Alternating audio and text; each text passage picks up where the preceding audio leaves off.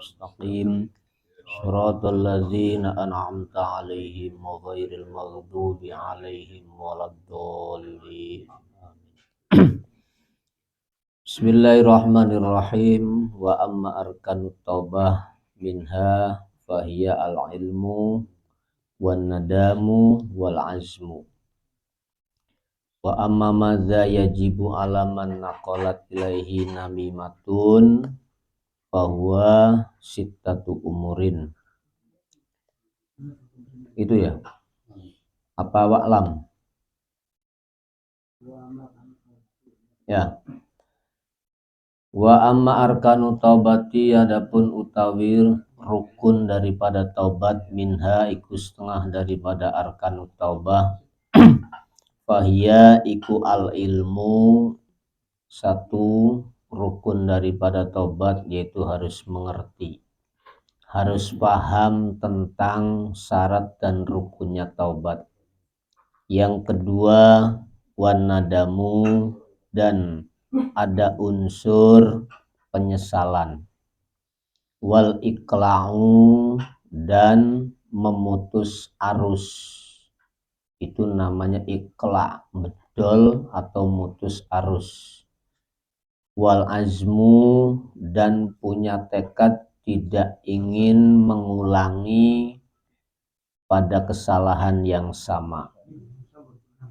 Itu rukun daripada taubat. Satu ilmu, kedua penyesalan, ketiga memutus arus, yang keempat bertekad bulat tidak mengulangi kesalahan yang sama. Itu rukunnya. Nah, kalau rukunnya sudah dipenuhi, baru disebut taubatan nasuha. Wa amma madza, adapun utawi iki arkan yajibu kang wajib opoza alaman ing atase wong nakolat kang memindah ilaihi kepada man opo namimatun, aran namimah atau nama provokator, provokasi, fahuya atau fahuwa iku sittatu umurin, ada 6 persoalan. Wahia utawi sittatu umur, satu iku alla yusaddikuhu, seseorang tidak boleh membenarkan orang lain. Yang kedua, wa ayyanhahu, dan orang tersebut mencegah kepada orang lain yang ada unsur namimah. Wa ayyubghidahu fillah, dan hendaknya seseorang itu ketika membenci orang lain harus unsurnya karena Allah. Atau wa ayyubghidahu fillah, unsur membencinya karena hal-hal yang berkaitan dengan Allah dan bukan hal-hal yang berkaitan dengan selain Allah. Li'annahu, karena Sulaiman iku baghidun indallah, betul-betul memang dibenci di sisi Allah. Wa yajibulan wajib opo bughduman, wajib membenci seseorang, ya bughaduhullah, yang orang itu betul-betul sudah disestempel dapat kebencian dari Allah, dapat ghadab dari Allah subhanahu wa ta'ala. Wa ayyanima, lan yento tidak bikin namimah atau provokasi kepada orang lain atau ghair. Wa alla yatajassasa, dan orang itu tidak boleh memata-matai atau mengoreksi atau memonitoring orang lain, anil mangkul anhu, dari orang yang betul-betul dimonitoring atau dimata-matai. Wa alla yusi'a, dan tidak boleh berburuk sangka, adzona ing dugaan atau penyana. Wa'lam, perlu diketahui, annasu adoni, bahwa yang namanya suudon bil muslim, dengan seseorang yang sama-sama muslim, iku haramun, hukumnya haram. Kasu'il qauli, sama seperti halnya perkataan yang buruk, perkataan yang tidak baik, perkataan yang negatif, itu juga hukumnya sama dengan suudzon. Wahadduhu, tawi definisi suudzon adalah antahkuma, kamu menghakimi ala akhikal muslim, kepada sesama saudaramu yang seislam, menghukumi bisui, dengan kata-kata atau dengan anggapan buruk atau anggapan negatif, tapi cara menghakiminya bima, dengan hal-hal la ta'lamuhu, yang kamu tidak tahu persis persoalannya. Itu yang definisi daripada suudzon. Kalau tahu persis persoalannya terus kita menghukumi, ya bukan suudzon namanya. Ini sih kita menjudge orang lain, tapi kita nggak paham persoalan yang kita hakimi kepada seseorang itu. Wa amma dzullisana, ini adapun orang yang punya muka dua atau punya dua obrolan, dua omongan, bahwa mangka utawi dzullisanain iku alladzi wong yang kilu, yang memindah kalamal muta'adaini, obrolan atau percakapan dua sosok yang saling bertikai. Dua sosok yang saling bertikai, dia ambil, dia pindah, ba'dohum ing sebagian kalamil muqtadoin, ila ba'din kepada orang lain, tapi tujuannya ala jihatil ifsadi, tujuannya bikin satu kerusakan atau satu malapetaka di antara kedua orang yang lagi bertikai tadi. Fa ilam yangkul kalaman, kalau memang dia tidak mengambil atau tidak memindah obrolan kedua orang yang lagi bertikai, walakin hasuna, tetapi baik, likuli wahidin, kedua saben-saben siji, minhuma dari kullu wahid, opo kang baik opo mahal-hal, huwa kang utawi ma iku alaihi, ada pada kulli wahidin, bayanima minal adawati, dari unsur pertikaian. Awa ada, atau ada unsur janji, sopo kilahuma, salah satu dari dua orang yang bertikai itu ada unsur janji, bi'ayyang surohu, caranya dia ingin membantu sopo kullun minhuma, hu ing wong, au asna, atau memuji sopo wong alaihima, kepada kedua orang tersebut yang lagi bertikai. Caranya memuji fi mu'adatihima, ketika dalam pertikaiannya dua orang tersebut. Au asna ala ahadihima, atau dia memuji salah satunya, yang satu dipuji, yang satu direndahkan, tapi obrolannya dipindah gitu loh, dipindah-pindah kepada si A, ngomongnya bahwa si B itu berbuat buruk kepada kamu, terus ketika ngomong kepada si B bahwa si A berbuat jelek kepadamu. Nah, ini namanya dzullisanain. Wa kana lan ana sopo orang tadi, idza kharaja, ketika keluar min indihi, dari orang lain atau dari ahad, ya dumuhu, dia mengecam. Jadi ketika lagi bertemu dengan kedua sosok yang bertikai di alam kabeh dua-duanya, tapi ketika dia sudah keluar dari tempat kumpulnya, tempat obrolannya, dia mengecam atau menghina salah satu dari mereka. Fahuwa, mangka utawi orang tersebut, iku dzullisana, ini orang yang punya muka dua, punya dua obrolan atau dua muka. Ya, singkatnya cerita orang munafik. Fidzalika, dalam kasus mangkul kalam, ayung sirohu kulluhu atau kullihi, yaskabehani dzalik. Bal yang bagi, bahkan wajib, lahu bagi seseorang, ayaskuta, harusnya diam, au yusni atau boleh memuji sapa wong alal muhiqi pada orang yang berhak untuk dipuji. Diam atau boleh memuji pada orang yang layak untuk dipuji minhuma dari dua orang yang bertikai tadi fi khudurihi ketika hadirnya al-muhiq aghaibatihi dan ketika tidak hadirnya al-muhiq wa ingda aduihi sekalipun kepada lawan atau musuhnya al-muhiq. Tetap harus diungkapkan yang berhak untuk dipuji ya dipuji walaupun orangnya ada ataupun tidak ada ataupun di depan musuhnya al-muhiq, tetap bahasa pujian harus diungkapkan. Wa amal madhu adapun utawi pengalem atau memuji seseorang fahuwa utawi madh iku manhiyun anhu juga dilarang dan larang opo anhu sangking al-madh fi ba'dil mawadi dalam sebagian dari beberapa tema.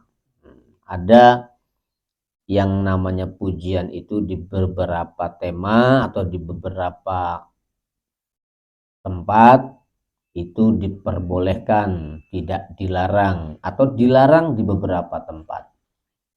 Artinya kondisional pujian itu. Tidak semuanya, ini kan fi ba'dil mawadi, berarti tidak semua pujian itu dilarang, hanya di sebagian tema-tema tertentu saja bahwa pujian itu dilarang. Wafihi di dalam madh itu sendiri situ afatin ada 6 bahaya, ada 6 yang membahayakan. Arbaun utawi kang papat iku fil madih bagi pelaku yang memuji. Itu bahayanya 4 dari sudut pandang memuji. Yang 4 ada pada si pemuji, wasnani yang 2 afat iku fil mamduh pada orang yang dipujinya. Wa ammalati fil madih adapun utawi bahaya 4 yang ada pada si pemuji iku fal ula mangka utawi kang pertama iku anausne kelakuan isi kelakuan iku qad yafrutu betul-betul sembrono atau tidak mengindahkan aturan memuji fil madh ing dalem caranya memuji hatta yang tahia sampai orang itu kenemenen kebangetan muji sampai menghantarkan ilal kidib pada nilai-nilai kedustaan atau nilai-nilai kebohongan. Jadi memuji yang kenemenen ifrot atau yafrut yang sampai endingnya menghantarkan unsur kebohongan itu jelas namanya afat untuk si madih. Wasaniha yang nomor 2 annahu stuhune mau madih iku qad yadkhuluhu riya, terkadang masuk dalam dirinya unsur riya. Fa innahu karena setuhune riya bil madhi kelawan sebuah pujian iku mudhirun ngetoaken, menampilkan, mudhirun untuk menampilkan lil hubbi seolah-olah cinta, seolah-olah seneng, seolah-olah gandrung. Padahal waqad layakunu kadzalik, padahal aten-atene pikirane tidak ada hub sama sekali, tidak ada cinta sama sekali, tapi etok-etok cinta. Nah ini yang paling bahaya, kepalsuan yang dia tampilkan. Au annahu atau setune kelakuan dia itu qad layakunu terkadang tidak meyakini mu'taqodan betul-betul suatu yang harus diyakini li jami ima untuk semua pujian-pujian yakulu yang dia sampaikan hu ing ma, atau dia memuji yang sebenarnya tidak semestinya untuk dipuji, sehingga fayasiru maka jadi sapa wong bihi kelawan mu'taqad layakuna mu'taqadan tu iku muraian, orang itu betul-betul riya atau over, munafikon betul-betul dadi wong kang munafik. Itu yang nomor 2. Wasalisuha utawi yang nomor 3 annahu sesungguhnya salis boleh qad yakulu kadang ngomong sapa mau wong atau salis ma ing obrolan-obrolan la yatahaqqaquhu yang tidak memastikan atau tidak ada hakikatnya atau tidak ada kepastiannya, tidak bisa membuktikan kepastiannya sapa wong hu ing ma. Dia menyampaikan suatu hal yang sesuatu itu tidak ada pembuktiannya, tidak ada faktualnya. Fayakunu sehingga ono sapa wong mau yang mengutarakan sesuatu yang tidak realistis iku kadiban betul-betul berdusta, muzakkian tur halit cuci tangan, rumongso bersih, kadib tapi muzakki, dusta tapi dikemas dengan bahasa cuci tangan seolah-olah tidak dusta. Malam yuzakkihillah, orang itu benar-benar orang yang tidak dipuji atau tidak dibersihkan, lam yuzakki kang orang bersihkan hi ingman sapa Allah Ta'ala Gusti Allah Ta'ala, padahal orang itu memang dirinya tidak ada unsur zakiyah, tidak ada unsur tulus, tidak ada unsur bersih yang betul-betul murni. Malam yuzakillahu itu tidak murni, oleh ngomong, oleh menyampaikan apapun tidak murni. Wahada kriteria orang seperti ini yang nomor 3 iku halakun juga betul-betul orang yang merugi. Warabi'uha utawi yang keempat iku anausduna robi ku qad yafruhu terkadang seneng al-mamduh saja, qad yafruhu terkadang seneng sopo al-mamduh orang yang dipujinya, wahwa hale utawi si mamduh iku zalimun padahal yang dipuji adalah orang zalim, au fasikun atau orang fasik, wadzalika utawi farhu senengnya mamduh. Jadi orang yang dipujinya merasa seneng padahal dianya itu karakternya orang fasik atau orang zalim, wadzalika iku ghairu jaizin, hukumnya juga haram. Kenapa li'anallah ta'ala, karena sesungguhnya Allah ta'ala iku yaghdabu marah betul Allah idza mudhiha al-fasiku ketika orang fasik dipuji. Jadi Allah sangat marah ketika orang fasik dipuji. Nah ini biasanya pujian palsu itu ada pada sosok-sosok munafik. Jadi kemunafikan itu adanya kepalsuan dan kebohongan. Jadi pujiannya pujian yang tidak punya landasan yang nyata, tapi berlaku terus. Nah, itu namanya madh dolim lewat pujian. Allah sangat marah sekali ketika ada orang fasik dipuji. Wa amal mamduh, adapun orang yang terpuji atau dipuji, fayadurruhu maka membahayakan hu ing mamduh bil madhi kelawan pujiannya min wajhaini dari dua sudut pandang. Orang yang dipuji pun akan menerima sisi negatifnya sebuah pujian dari dua sisi.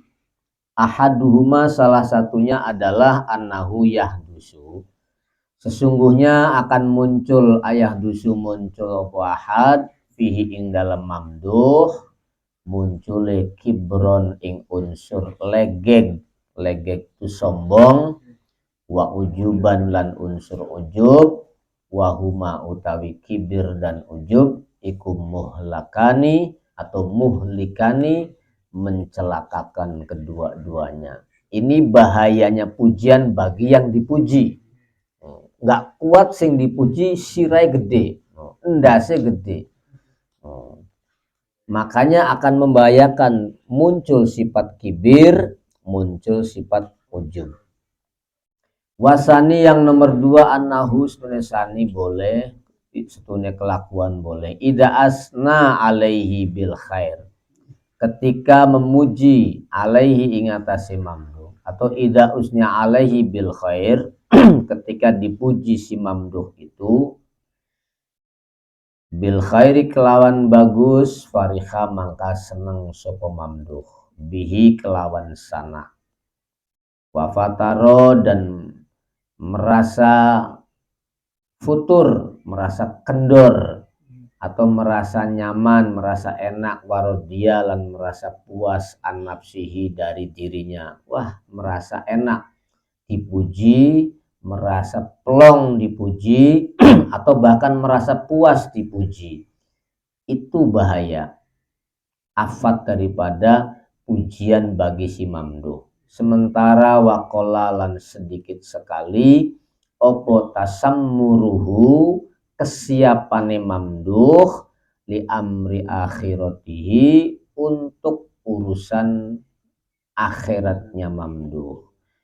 Jadi dengan adanya pujian bertubi-tubi, dia merasa lupa diri, yang dia dapat kebahagiaan, kesenangan, kepuasan, sehingga lupa bahaya unsur yang menuju akhiratnya si mamduh, padahal itu terancam. Karena ada unsur ujub, ada unsur ria, ada unsur bungah yang tidak sesuai, itu membahayakan akhirat. Walihada, dengan demikian, qala tasammuruhu, qala Rasulullah sallallahu alaihi wasallam, qata'ta unuka sahibik, qata'ta, kamu betul-betul telah membunuh atau memutus, memotong, unuka sahibika, ing leher saudaramu. Jadi pujian itu hakikatnya membunuh, nyembelih lehere sampean. Fa in salima al madhu, kalau pujian itu selamat, an hadhil afat, dari bahaya atau hal-hal negatif dari pujian itu sendiri, faktor yang timbul dari pujian itu kok bisa selamat, lam yakun, maka ora ono bihi iku kelawan mamduh opo baksun, bahaya. Kalau dipuji tidak ngefek, orangnya nih yang dipuji nggak ngefek, ya ongko-ongko baik, mau dipuji ya biasa, mau tidak dipuji ya biasa, berarti kan salima, ya nggak apa-apa, tidak ngefek. Tapi ketika dipuji ndase megar, jungure gede, atau meripate melotot, nah, maka akan membahayakan pujian itu. Bal rubama kana, bahkan terkadang terjadi ono pomadeh pujian iku mangduban, bisa jadi pujian itu disunahkan, ilaihi, kepada siapa? Kepada mamduh. Bisa jadi pujian itu juga unsurnya positif, bahkan disunahkan untuk dipuji orang itu.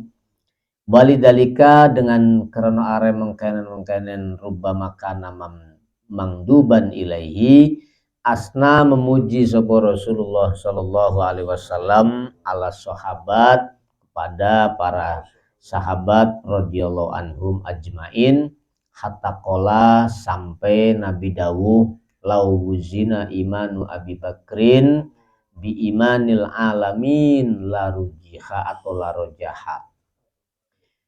Lauwuzina, lamun ditimbang opo imanu Abi Bakrin, spiritnya sahabat Abu Bakar, bi imanil alamin, dengan imannya dengan spiritnya orang alam semesta, larojaha pestine yaktine onjo atau unggul opo imanu Abi Bakrin. Jadi imannya Abu Bakar itu bukan dari sisi amaliyahnya, tapi bisyai'in waqarin fi sadrihi. Ada suatu spirit yang luar biasa yang ada dalam jiwa rohaniyahnya sahabat Abu Bakar. Jadi jiwanya itu sudah takdis, jiwanya itu suci.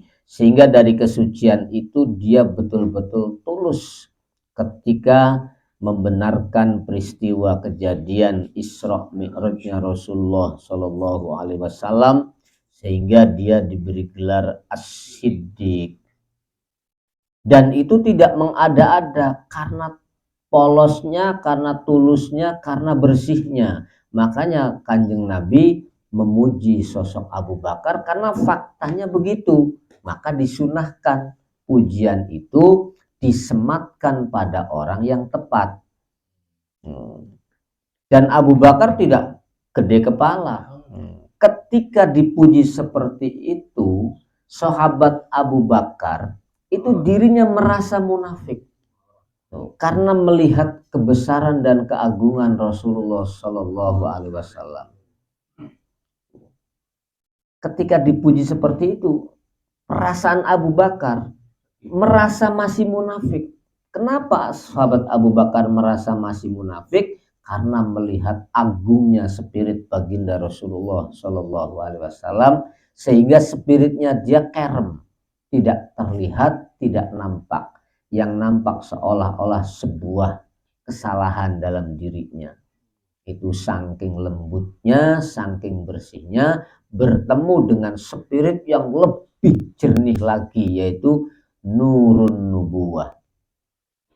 Wa qala lan dawuh Kanjeng Nabi, laulam ub'as, andaikan saya tidak diutus sebagai nabi, la ba'usta, yaktine diutus sopo sampean ya Umaru, wahai sahabat Umar.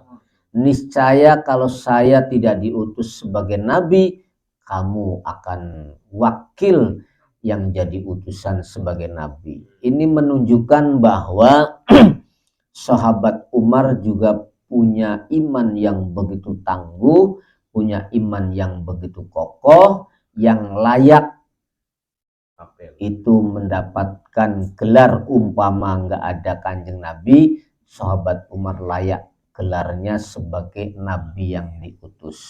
Ini dalam pengertian sebuah pujian Kanjeng Nabi kepada sahabat Umar. Wa ayusanain utawi endi-endine pujian yazidu kang bertambah opo sana ala haza ing atase iki wong, walakinnahu hanya saja si sana itu sendiri ala sidkin betul-betul atas kepastian atau atas kenyataan, atas kejujuran, wabasirotin lan atas intuisi perasaan yang lembut. Basirohnya yang ngomong. Jadi kalau sudah basiroh yang ngomong, itu paling tidak ruhul fikri yang berbicara. Sudah di atas ruhul akli. Bukan ruhul khoyali lagi. Atau bahkan ruhul bahaim, bukan. Tapi sudah ruhul fikri. Kalau sudah bisa basiroh yang berbicara, intuisi perasaan yang lembut, didukung dengan kejernihan, maka di situ namanya basiroh. Wakana lan ana opo sidik lan basiroh iku ajalla rutbatin, lebih atau boleh Abu Bakar dan Umar. Wakana lan ana sapa Abu Bakar dan Umar, atau Umar dan Abu Bakar iku ajalla rutbatin, wong sing paling agung-agunge duweni kedudukan, min ayyurisahuma, saking yento mendapatkan warisan sopo Abu Bakar dan Umar, ayurisa yen to marisi huma ing Abu Bakar dan Umar opo dalika mengkonon madeh jauh kibron wa ijaban, tidak akan mungkin ada warisan kibir dan ujub. Dari pujian itu Abu Bakar dan Umar tidak akan terkontaminasi oleh pujian itu sendiri. Artinya murni, mau dipuji mau tidak, spiritnya itu nggak akan goyah, tidak akan berubah sikap mentalnya. Nah, itulah yang disebut sidkin wa basyiratin. Bal madhul insani bahkan utawi pujian seseorang itu bisa jadi qabihun, bisa jadi ku qabihun buruk lima karena ada hal-hal fihi di dalam madh bayanema minal kibir, ada unsur kibir sombong, wat tafakhuri dan ada unsur sombong sama gumede atau adigung adiguno angga ila ayakuna kecuali yento ono pemadeh ono iku mimma dari hal-hal lam yuris kang tidak membuahkan hu ing wong opo dalika madeh, tidak membuahkan kibron wa ijaban, takabur dan ujub. Kalau memang kita dipuji tidak ada unsur kibir dan ta'ajub, ya tidak masalah. Tapi kalau lewat pujian jadi kita sombong, jadi kita ujub, maka pujian itu akan membahayakan. Kamakola kaya seperti Kanjeng Nabi dawuh, ana utawi ingsun iku sayyidu waladi Adam wala fakhro. Ana utawi ingsun iku sayyidu waladi Adam, bendorone semua anak putu Kanjeng Nabi Adam, wala fakhro dan tidak ada unsur sombong sama sekali. Ailastu akuluhu, bukan berarti aku mengatakan ana sayyidu waladi Adam, saya nggak ngomong itu tafakhuron murni kesombongan, bukan. Kama yakuluhun nas, tidak sama dengan apa yang dipujikan oleh masyarakat umum, bisana dengan kata-kata pujian ala angfusihim ketika memuji dirinya sendiri. Jangan samakan saya ketika memuji diri saya sendiri, kata Nabi, dengan pujian semua orang ketika orang itu memuji dirinya sendiri. No. Itu jari Kanjeng Nabi. Wa amal ghafalah, adapun wali wadalika ya. Wadalika utawi iftikhar wala lastu aquluhu tafakhuron. Wadalika utawi mengkonon ana sayyidu waladi Adam, ana iftikharahu, bahwa sesungguhnya kesombongane Kanjeng Nabi itu inna makana angin pestine ono opo iftikhar, membanggakannya Nabi itu billahi betul-betul karena Allah, bukan karena kepentingan pribadi. Wabikurbihi, dan karena dekatnya Nabi dengan Allah, maka layak dan pantas Nabi memproklamasikan dirinya sebagai sayyidu waladi Adam. Layak dan pantas karena beliau sebagai nurul wujud. Layak dan pantas. Nah, kelayakannya itu, iftikharnya itu inamakana billah. Tujuannya murni, bukan kembali pada kepentingan pribadi, tapi itu murni kembali kepada Allah Subhanahu wa ta'ala, karena manifestasi wujudnya Kanjeng Nabi itu merupakan emanasi daripada wujud Allah Subhanahu wa ta'ala. Sehingga dia wajar ketika ngomong ana sayyidu waladi Adam wala fakhro. Saya ngomong begini nggak sombong. Artinya untuk mengungkap sebuah fakta fakta yang sebenarnya, dan itu betul-betul murni Allah yang menginginkan seperti itu. Makanya Kanjeng Nabi dawuh la biqaunihi, bukan keberadaan Nabi iku muqaddaman atau muqaddiman wong kang terdepan ala ghairihi, mengalahkan orang lain. Bukan unsur dia ingin jadi orang terdepan, duduk kepengen jadi pengarep. Buddha di imam, Buddha di tokoh, Buddha di kepala jamiah, Buddha di apa. Bukan itu unsurnya Nabi ngomong ana sayyidu waladi Adam wala fakhrun.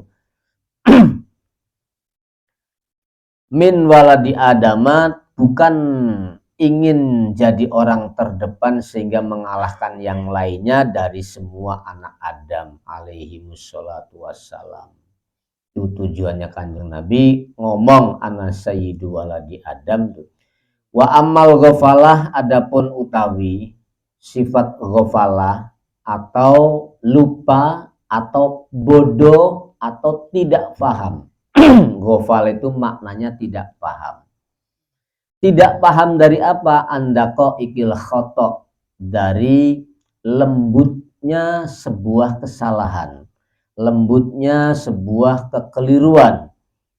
Nah ini ketika kita nggak paham dari lembutnya sebuah kekeliruan, wal kalam, dalam obrolan yang agung. Ini kan obrolan agung. Ana sayyidu waladi Adam wala fakhro. Ditangkap oleh orang awam, legek temen Kanjeng Nabi ngomong sekarepe dhewe. Wong diutusi kari, tekai kari, tapi ngakui dadi pimpinan, dadi pengarep. Nah, mereka nggak paham dakoikul fahwal kalam. Kalam agung itu penuh dengan misteri, penuh dengan misteri, penuh dengan anekdot, penuh dengan sirrul asror, sehingga apa? Penyerapannya harus menggunakan banyak sudut pandang. Tidak boleh dengan sudut pandang yang sempit. Kalau sudut pandangnya sempit, nanti terjebak dengan bahasa ghafalah, tidak akan bisa memahami keagungan sebuah obrolan, apalagi dikatakan diobrolkan oleh orang-orang yang agung. Bahwa mislu ayyakula, seperti obrolannya orang-orang awam itu, mutirna binau ikada, kami diberi hujan, diberi berkah dengan berkahnya bintang A, bintang B, bintang C, dan lain sebagainya, wakada dan tata surya A, tata surya B, dan lain sebagainya.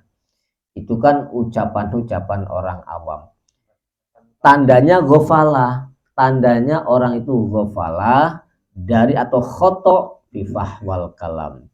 Au yakulu atau ngucap, au yakula atau ngucap sapa wong lil inab, untuk bentuk buah-buahan anggur, karoman ing bahasa karom.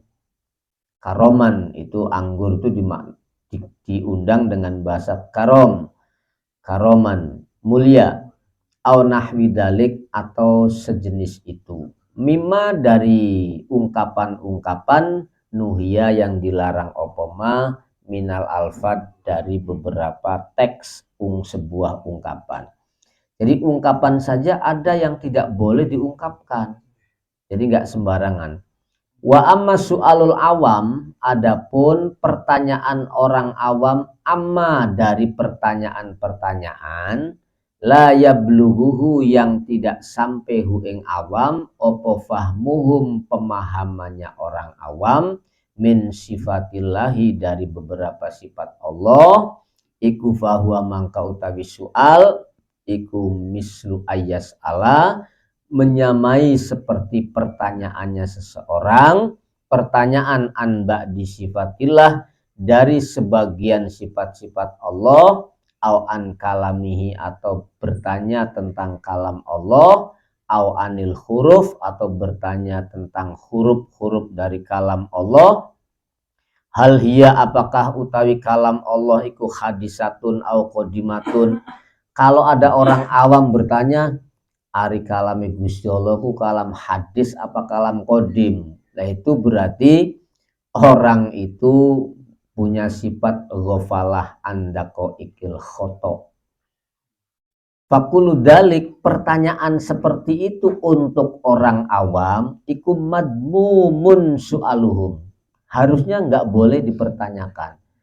Wong dirinya aja nggak mungkin paham pertanyaannya, apalagi paham jawabannya. Pertanyaannya saja nggak paham, bagaimana mungkin ada jawaban? Pertanyaannya saja dia lam yablug fahmuhum, kepahamannya nggak sampai.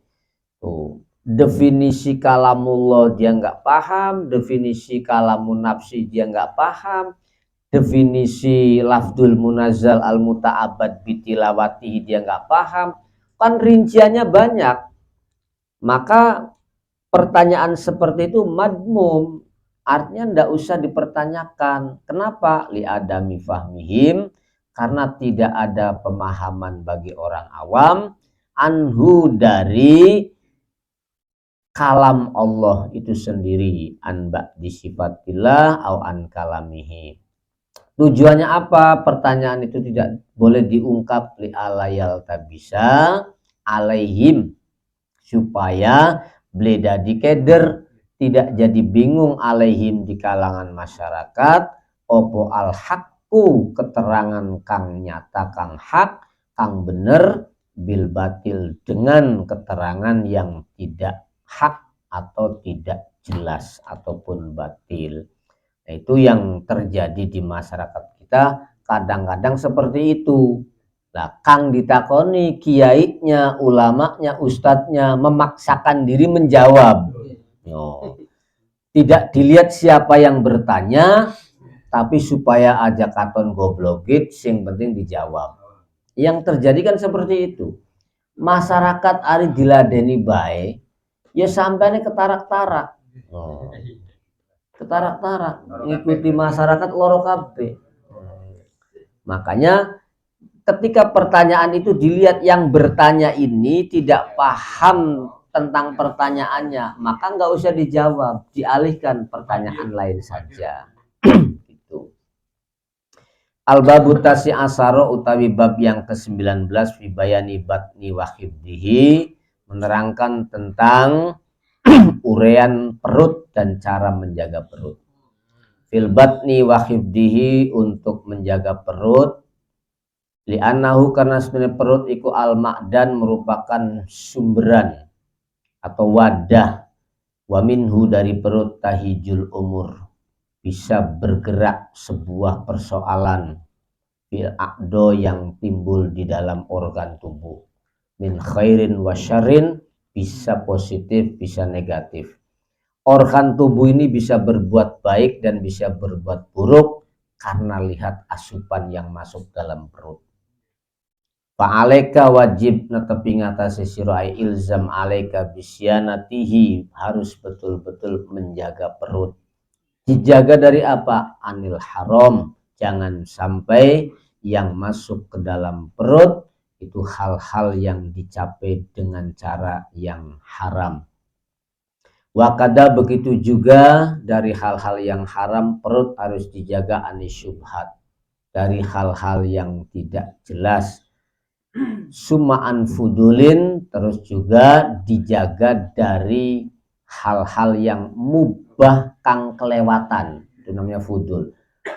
Barangnya sih kena dipangan, artinya tuh mubah, tapi kadung kakean, kadung kenemenen, itu juga harus dijaga.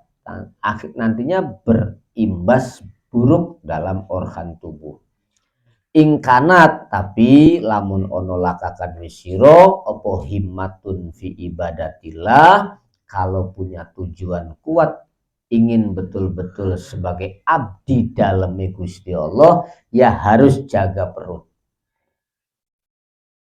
Fa ammal haramu, adapun menjaga perut dari hal yang haram awi syubhat, fa inna ma yulzimuka at-tahafud, wajib sampean menjaga perutnya lisalasati umurin, karena ada 3 persoalan. 1, al awal Bisanya suruh jaga perut karena apa? Ada faktor 3 yang membahayakan, yang menghantarkan kita karena perut. 1, hadron minari jahannam. Kita harus betul-betul takut akan ancaman konsekuensinya ketika perut kita tidak dijaga dari barang haram ataupun syubhat. Yang kedua, anna aklal haram awis syubhat iku matrudun, pasti ditolak amaliyahnya. Amalnya ditolak.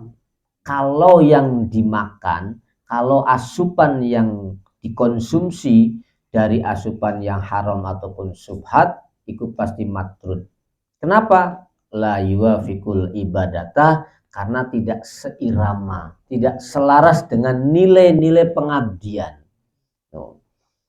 Kenapa tidak selaras dengan nilai-nilai pengabdian?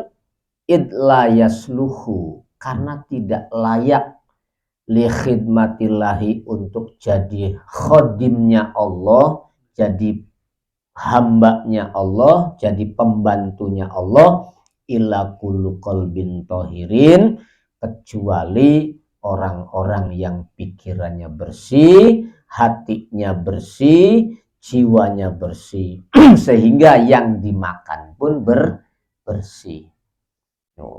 Jadi bisa nih makan yang tidak bersih itu karena pikirannya nggak bersih dulu, Kang Is. Kalau pikirannya sudah nggak bersih, pasti makannya juga nggak bersih. Semerawut. Kalau hatinya belum beres, pikirannya belum beres, pasti pola makannya juga nggak beres. Kultu, saya katakan alaysa qad mana Allahu al junuba min dukhuli baitihi. Saya uraikan, apakah tidak kamu tahu bahwa qad mana'a, Allah telah melarang al junuba ing orang-orang yang junub min dukhuli baitihi, masuk masjid. Kan nggak boleh orang punya hadas besar masuk masjid. Wal muhdis, dan juga orang yang punya hadas min masyi kitabihi, memegang kitabnya Allah. Padahal ma'annahuma, kedua-duanya orang junub dan orang hadas itu asarun mubah. Iya kan? Ya sperma yang keluar kan ini sari makanan yang dimakan. Mubah toh. Atau yang namanya kentut ataupun BAB ataupun seni ya, itu juga kan asar, itu kan turahan-turahan dampak dari kita mengkonsumsi makanan. Tuh. Tapi kenapa efeknya sampai kalam, sampai kitab Allah aja nggak boleh disentuh? Bait Allah, masjid, rumah Allah aja nggak boleh dimasukin. Tuh. Padahal itu dari asar yang mubah, apalagi asar yang haram. Kan begitu.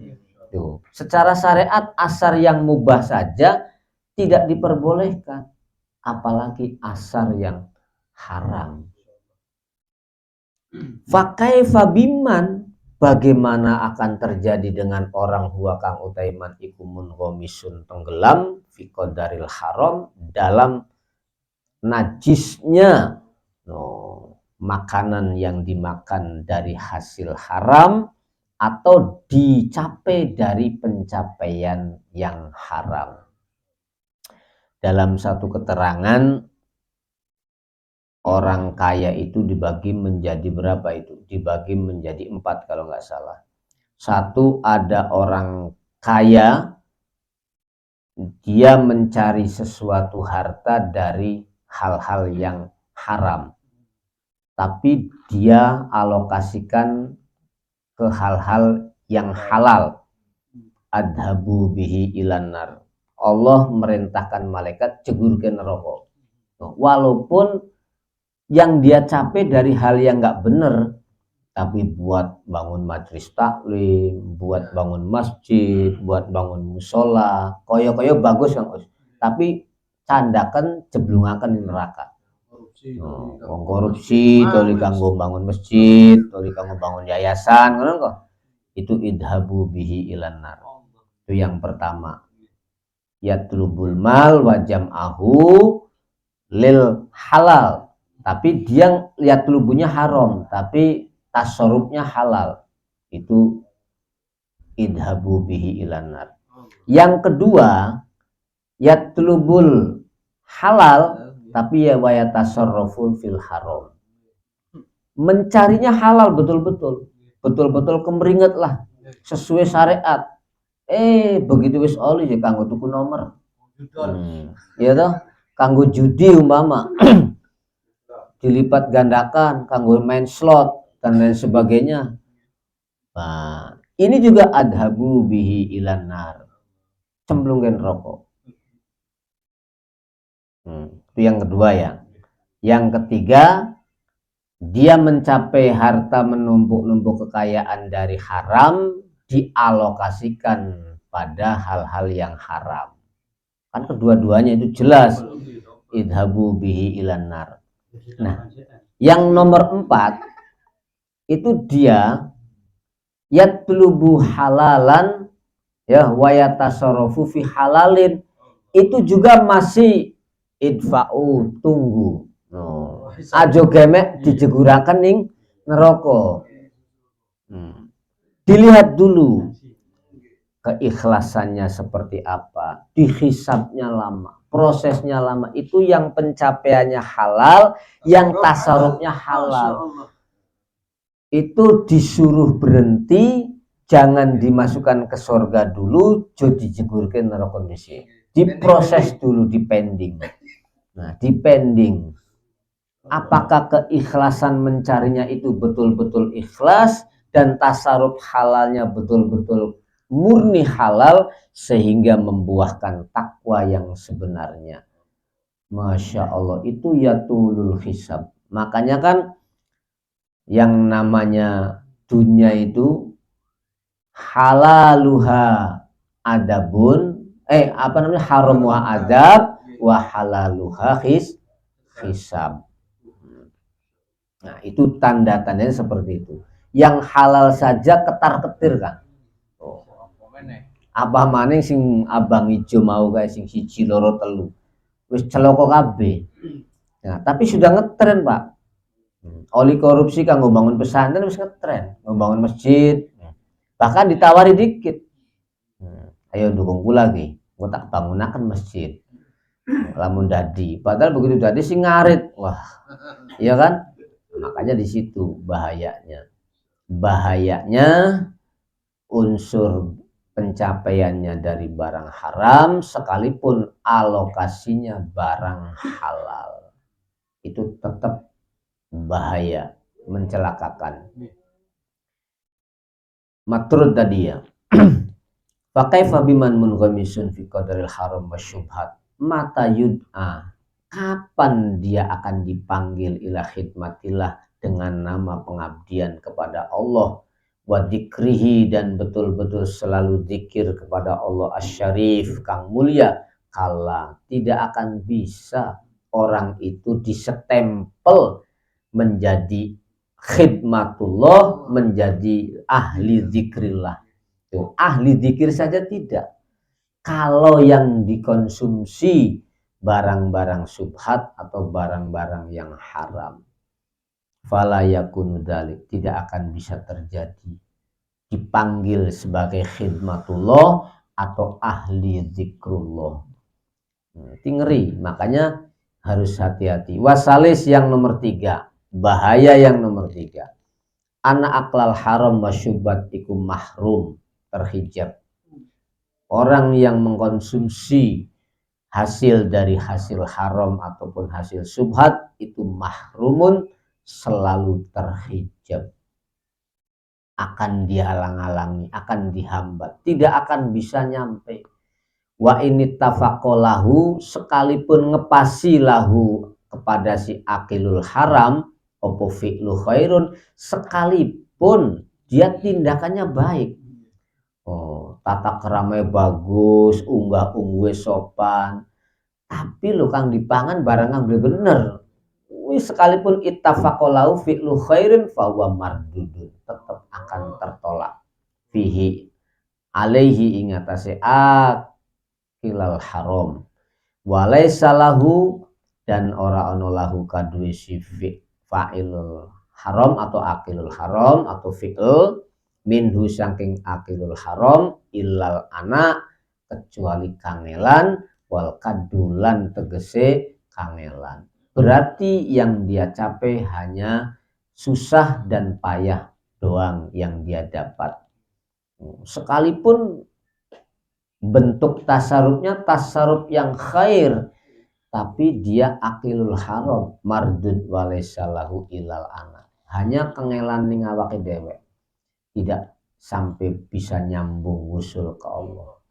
Wa amma hukmul haram wa syubhat wa hadduhuma dan definisi haram dan syubhat fa'lam anal ula bihaddihima dalam definisi kedua-duanya annama tayakonta sesuatu yang kamu yakini kaunahu ing keberadaan syai' atau ma iku milkan lil ghair itu hak milik orang lain pasti iku manhiyan anhu fi syar'i. Kalau kamu yakin sesuatu itu milik orang lain, jelas itu gak boleh kita ingin menguasai atau ingin memiliki karena itu manhiyan anhu fi syar'i. Au ghalaba atau mendominasi opo ma'ala donika pada keyakinanmu bahwa sesuatu itu haram, ya haram, jangan kamu ambil. Wa amama adapun hal-hal tasawat kang betul-betul belen sama-sama. Tuh. Artinya bel itu sama-sama 50-50, 50-50, fi ing dalema opo al imarotani indikasinya ya bahwa mangka utaima iku syubhatun bisyubhatin. Ini yang tasawat aja syubhatun bisyubhatin. Kalau masih ragu separuh, yakin separuh, itu syubhatun bisyubhatin. Kedua sisi mengandung syubhat, maka tinggalkan anau haramun. Kalau para ahlu sufi, wis tinggalkan. Kalau separuh satu sisi itu halal, satu sisi haram, tinggalkan. Karena di dua sisi itu syubhatun bisyubhatin.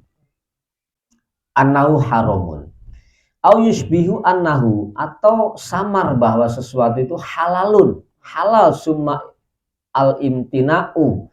Terus ada unsur larangan minalladhi dari orang atau minalladhi dari suatu aturan huwa kang utai ladhi iku haramun mahdun ya.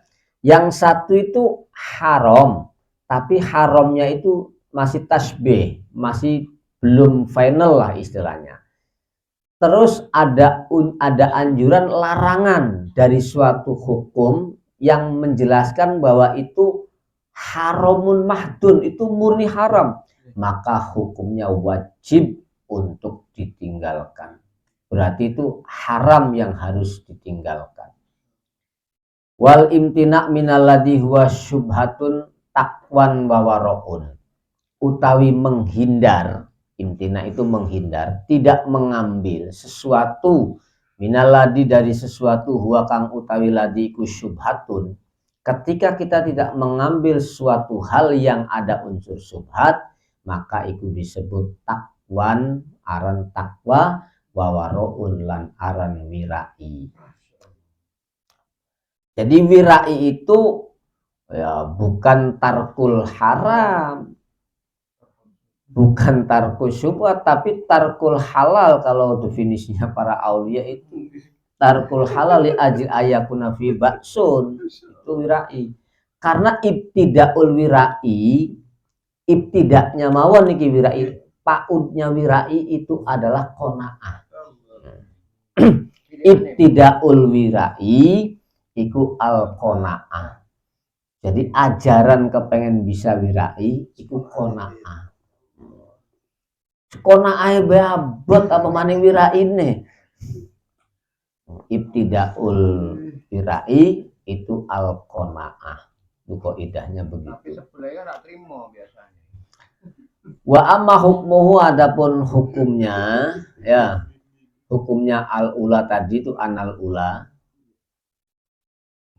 Iku fa'lam perlu diketahui ma huwa al aslu, itu adalah aturan huwa kang utama iku al aslu fil kitab, itu adalah doktrin Al-Qur'an. Bahwa annahuna syai'ani, di sini ada dua hukum, satu ahaduhuma iku hukum syar'i, hukum syariat. Apa itu syariat? Syariat itu hukum-hukum yang dibawa oleh undang-undang Al-Quran dan Al-Hadis, itu namanya hukum syariat yang dibawa oleh Nabi.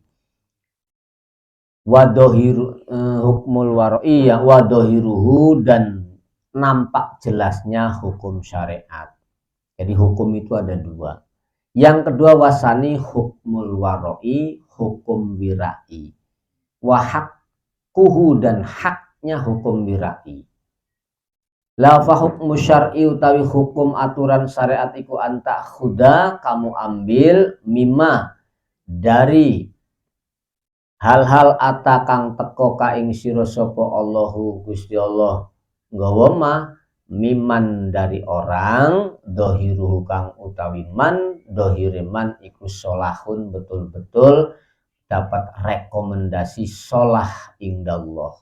Artinya hukum syariat itu hukum yang diambil dari orang-orang yang betul-betul direkomendasi soleh oleh Allah secara nyata, dohirnya, jelasnya itu betul-betul sholah.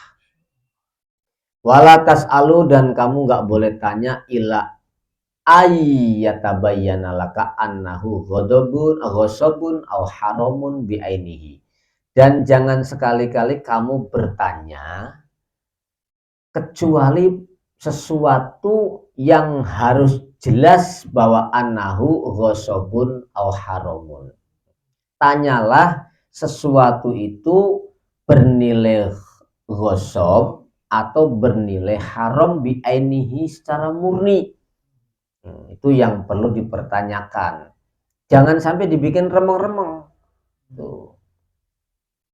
Wa hukmul waro'i, utawi hukum birai, ini hukum syariat. Kalau hukum syariat yang dipertanyakan hukum ghosab atau haram. Tuh.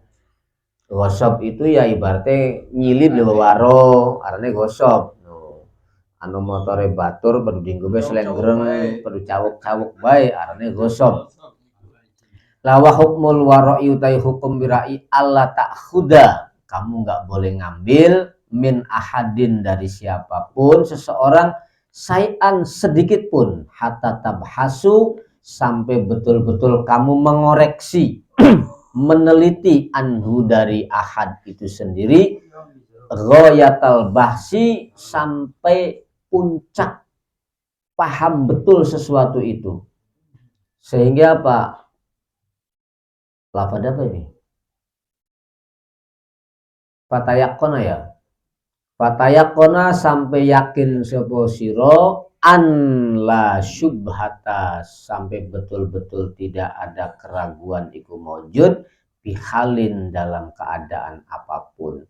Wa illa, kalau tidak, fataruddahu, maka tolaklah sesuatu itu, jangan kau ambil. Nah, ini namanya hukum birai. Hukum birai dari mana? Ya dari Al-Quran juga, bukan dari ajarannya manusia, itu juga ajaran dari Allah. Kira itu hukum-hukum yang ada dalam Al-Quran. Fa'in kulta, kalau kamu belum paham, kamu kan bertanya, katanya fa'in kulta, kalau kamu belum paham, fakana al-warok yukholifu syar'a wa hukmahu.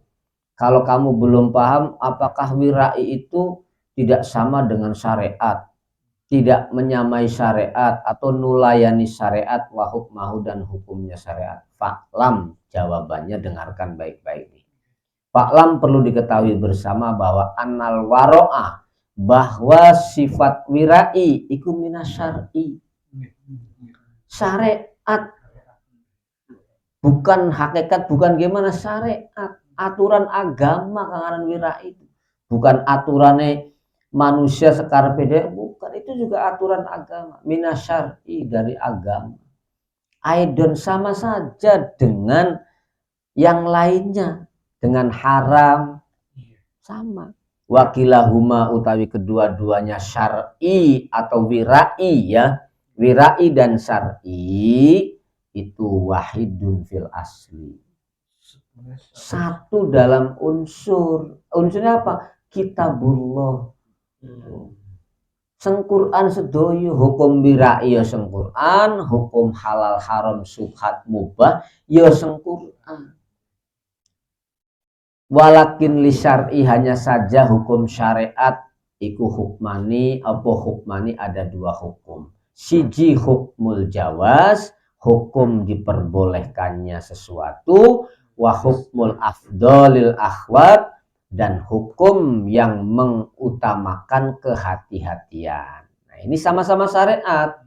Nah, fal jaiz untuk hukum yang diperbolehkan nakulu pendapat saya lahu hukmu syar'i itu yang menyoroti bahasa syariat. Lawal afdol utawi pengambilan hukum yang lebih utama dan ngati-hati nakulu saya katakan al-wara'u itulah aturan syariat yang formatnya bentuknya wirai. Sama-sama syariat. Nakulu lahu al-wara'u. Nah, itu namanya wirai. Wa amma haddu fudulil halal, adapun definisi fudulul halal atau berlebih-lebihan dalam menikmati fasilitas halal, ini namanya fudulil halal.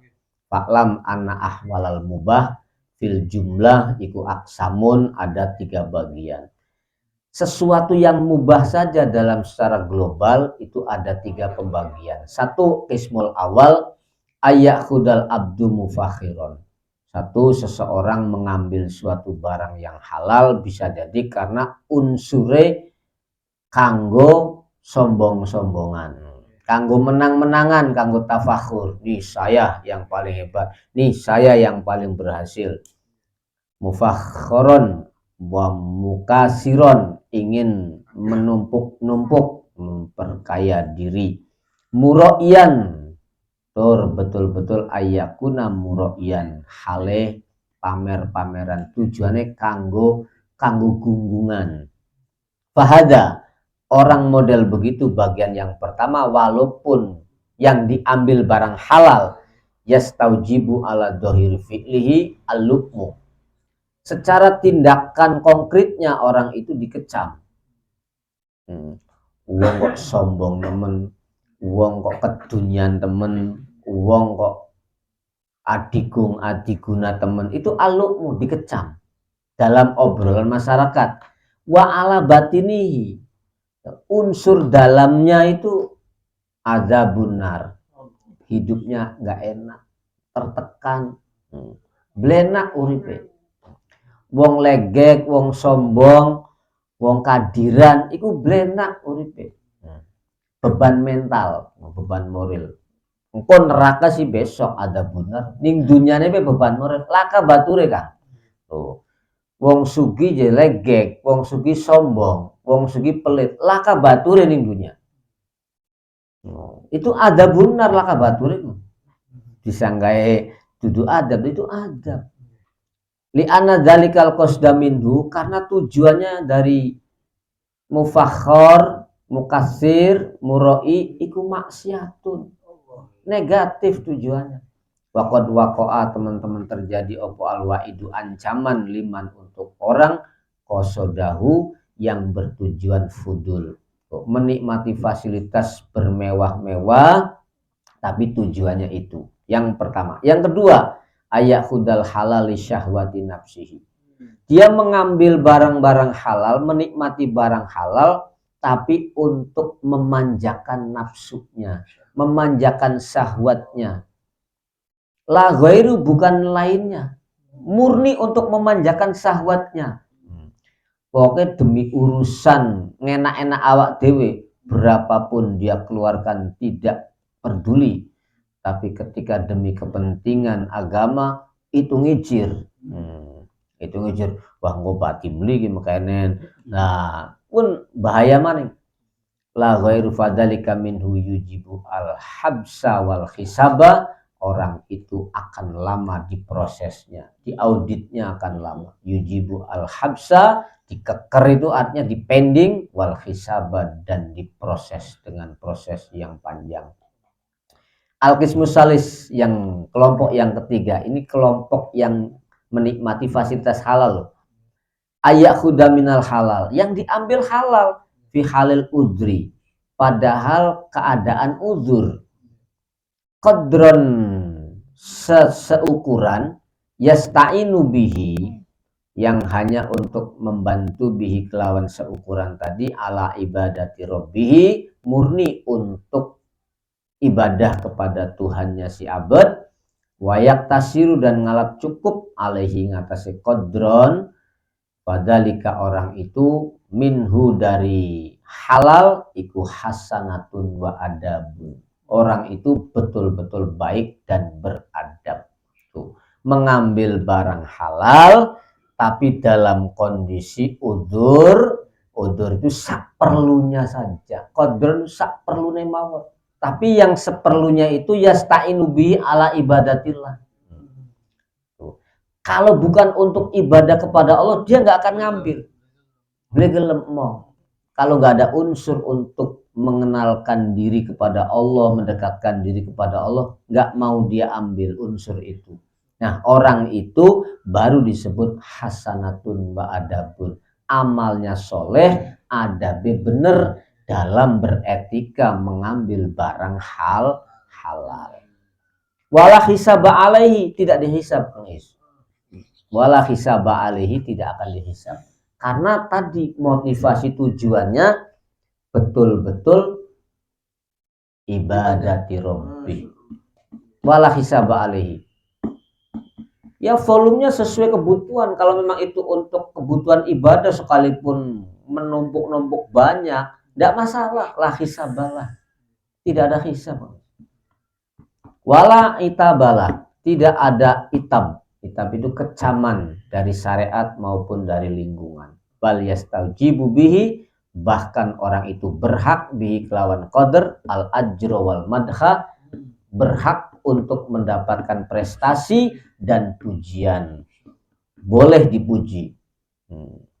Oli nih Gusti Allah kalau dipuji wong model begitu boleh. Sugiye betul-betul kanggo ngurip-ngurip dalane Gusti Allah. Kekayaannya betul-betul untuk memberlangsungkan nilai-nilai ajaran Allah, itu layak dapat prestasi pahala dan layak dipuji. Gusti Allah sing ngongkon.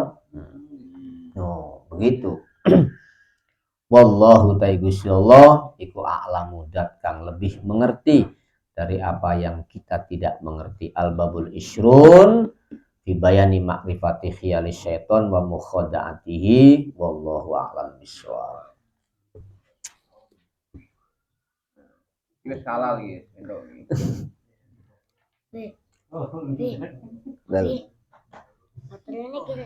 Yes, mana bisa sama. Nyoba nih kang. Yes, ora apa-apa sanggup tambah. Dengan hari itu ya ada di tengah. Oke.